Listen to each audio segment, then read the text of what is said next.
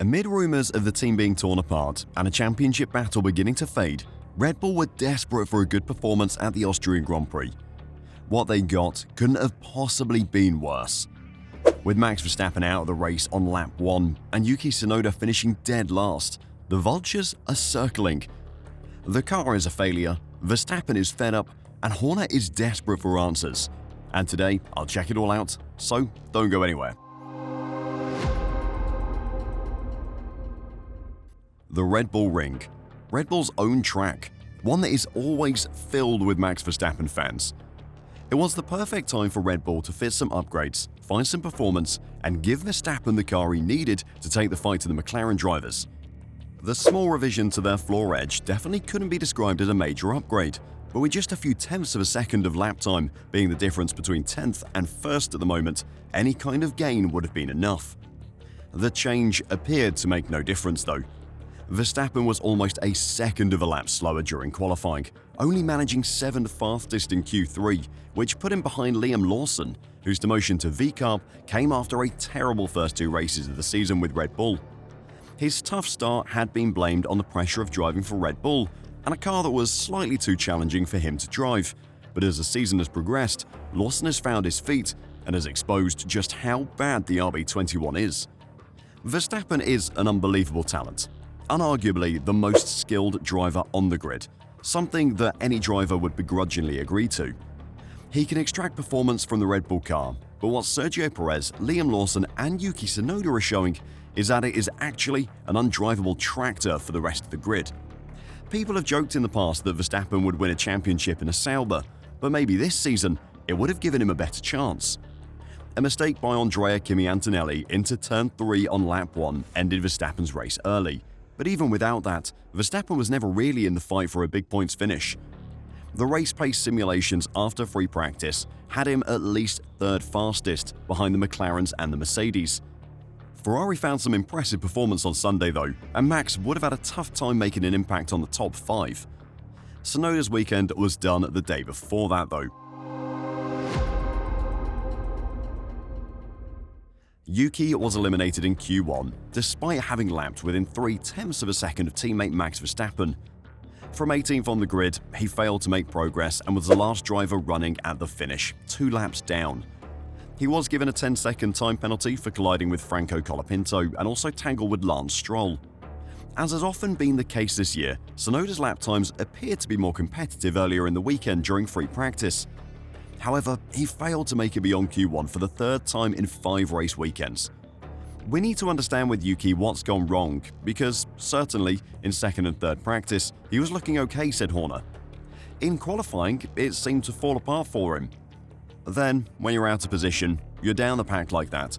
When it's so tight, he's struggling for confidence. But we'll work with him. We'll try and help him through it. That comment about confidence from Horner is an interesting one. He said the same about Sergio Perez when the very experienced Mexican started to struggle for performance. He also said the same thing about Lawson at the end of his 2-race stint for Red Bull. The Red Bull team boss can blame his drivers' poor performances on confidence as much as he wants, but the truth is clear. Confidence comes from having belief and trust in the car beneath you.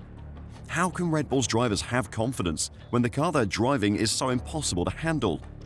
Confidence in the car, or a lack of it, is something that Lewis Hamilton has spoken about at length this season. He has put the blame for his poor performances on a lack of confidence in his Ferrari, specifically his brakes, which then means he can't push the car to 100% because he doesn't trust it to stay on the road. If Tsunoda is only driving at 99% because he doesn't have the confidence that the RB21 isn't going to give up its grip and send him into the wall, then that's a Red Bull problem, not a Tsunoda problem. You can't just decide to trust something that is untrustworthy. That trust has to be earned. After the race, Horner did admit that the car was difficult to drive, but he refused to take any responsibility, putting the pressure on Tsunoda to improve instead. The car is a car that's evolved over the years around the development path that we've taken. It isn't an easy car to drive, but it's not that difficult either. Red Bull have never had faith in Tsunoda. It was never the plan to have him in the main team, and with a split from Honda being finalized at the end of this season, Tsunoda was always on his way out of the Red Bull team at the end of this year. The fact he's finally taken the step up to Red Bull from VCARB doesn't change that. Sadly for Yuki, his time at Red Bull is going to be Tsunoda at the end of the season, if not sooner. Losing Yuki won't worry Red Bull though. What will is Max Verstappen's threats of an exit. Verstappen and Red Bull have established a new bar for dominance in Formula 1. That 2023 season shouldn't have been possible, but since then, things have gone wrong for Red Bull. Adrian Newey has left, the car has fallen apart, and Red Bull's mid-regulation dominance has disappeared to nothing. If Verstappen weren't to the team, Red Bull would be midfield at best, and Max knows it. He knows better than anyone the problems at Red Bull and with the car. With new regulations coming next season, and Red Bull making their first ever engine, the odds on them being a top team from the get-go in 2026 are as good as nothing, and Max is ready to make a move. But before I talk about that, if you're enjoying the video and want to catch more news and analysis from this F1 season, then make sure to press the like button and subscribe to F1 Reverse. Thanks a lot. After a disastrous Austrian Grand Prix, Red Bull advisor Helmut Marko has conceded defeat in the Formula 1 World Championship. Marko believes the gap is now too much for Verstappen to make up in the 13 remaining rounds this season, unless Red Bull is able to find a way to catch up. We've got some updates coming over the next two races, but this was a performance that I'd almost say, yes, it forces us to write off the championship, Marko told Austrian TV ORF.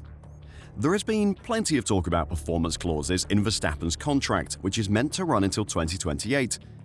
Marko has admitted they exist, and Max himself said over the weekend that he didn't know if he'd be driving for Red Bull in 2026 or not. Red Bull boss Christian Horner has called the ongoing Mercedes-Verstappen speculation a lot of noise. Speaking over the weekend in Austria, he said, "I think Max gets quite annoyed by it. Horner is just trying to defend his team and keep his driver, but the speculation is definitely not noise any longer." George Russell has confirmed that Mercedes are talking to Max, and Toto Wolff went as far as putting a timeline on the discussions in Austria. Obviously, there's a lot of discussions around. I've been open with it and transparent, and at a certain stage in the next couple of months, until the summer break, we need to know. Until the summer break, everything is going to be done. Asked whether that meant the beginning or the end of the break, Wolff said, maybe in the middle. From that comment and others over the weekend, it doesn't seem like a matter of whether Mercedes could get Verstappen or not. It's a decision over whether they want Verstappen over Russell. Mercedes are a tempting prospect for Max as well. They proved in 2014 that they can nail new engine regulations, and throughout the turbo hybrid era have always had the best engine despite other teams' attempts to catch up. All signs point to them doing the same in 2026. On the other hand, Red Bull are producing their first ever engine with the help of Ford, who have no recent experience in F1 powertrains. That has to be a big worry for Max, because it doesn't matter how good the aerodynamics of the car are if the engine is down on power compared to everyone else. If it is a flop, Red Bull won't be able to compete, even if they did still have Adrian Newey. Former Red Bull driver Sergio Perez said in a podcast this week that Red Bull's decline dated directly from Newey's departure. Horner has constantly tried to downplay the impact of Adrian on his team's success. He has at times described him as just a tiny cog in a giant machine, and that removing him has made no difference to the team. But the evidence against that claim is damning. Red Bull have declined. They haven't been able to resolve their problems, and with the added jeopardy of a new engine project for next season, it would be smart of Verstappen to jump ship now, and there's probably no better place to go than Mercedes. Do you think he'll do it though? Let me know your thoughts in the comments down below, and until next time, drive safe and bye for now.